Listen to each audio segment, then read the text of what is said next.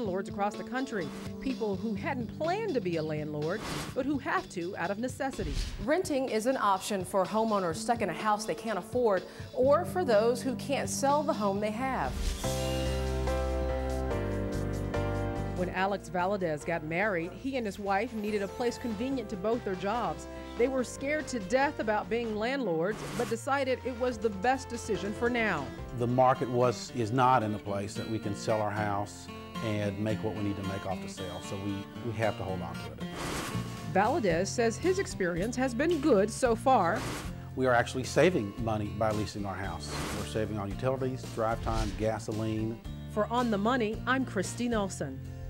So if you suddenly find yourself a landlord, what do you need to know? With us right now is Jeffrey Taylor, founder of MrLandlord.com. Jeffrey, you started your business after becoming an accidental landlord yourself. I did.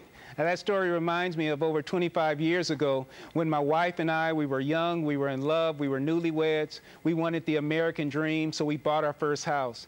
Unfortunately, it was more than we could afford.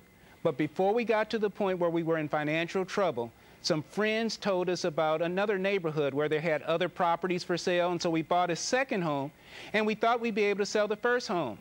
But as the story goes, we became accidental landlords because we couldn't sell the property and we needed some money to cover our expenses. Well, and that explains, that's a lot of the situation that we're seeing right now with a lot of folks, whether it's a job transfer, they've taken on too much house, they need to short sell, they can't unload their home, so they have to bring some money in to take care of those very, very big bills. So when you don't really want to become a landlord, you don't set out to become a landlord, how difficult is the process and what kind of mindset do you need to put yourself in?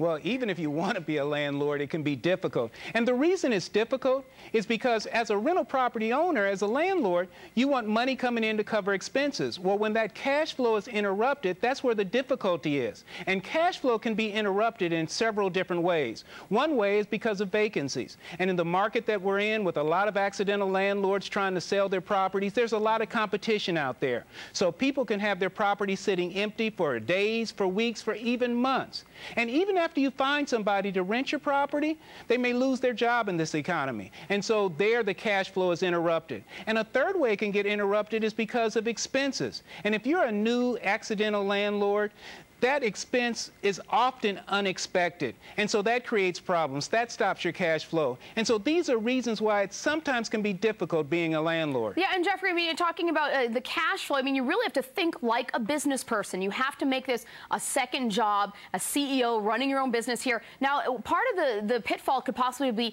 who are your potential residents going to be? And you say you really have to screen these residents. What kind of screening do you recommend?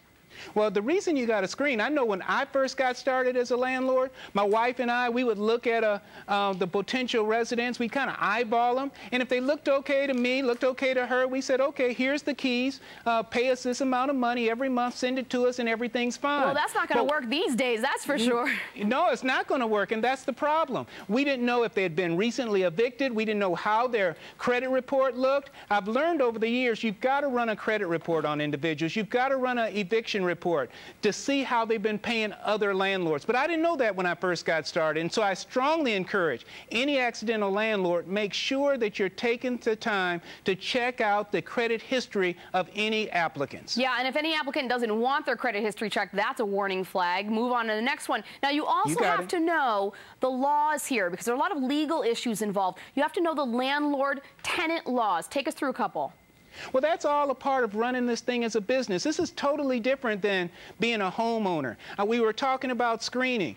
What's important is you got to know when you can accept somebody, when you can't accept them, what are the right reasons. There's fair housing laws, there's fair credit reporting agency, there are eviction laws, there's security laws, security deposit laws. You've got to get a good grasp. You've got to know your facts as a rental property owner. If you don't know your facts, it can cost you tens of thousands of dollars. That's why I encourage new landlords, make sure they read a lot.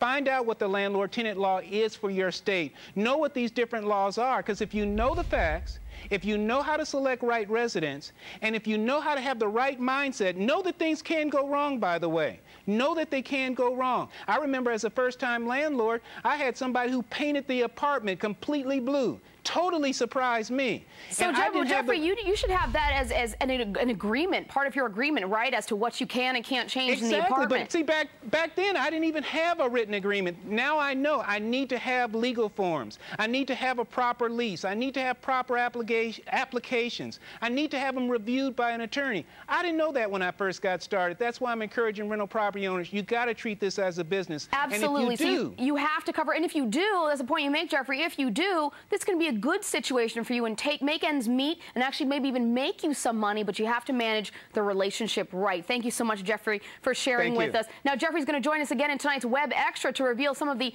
not so obvious pros and cons of being a landlord. Watch it at otm.cnbc.com.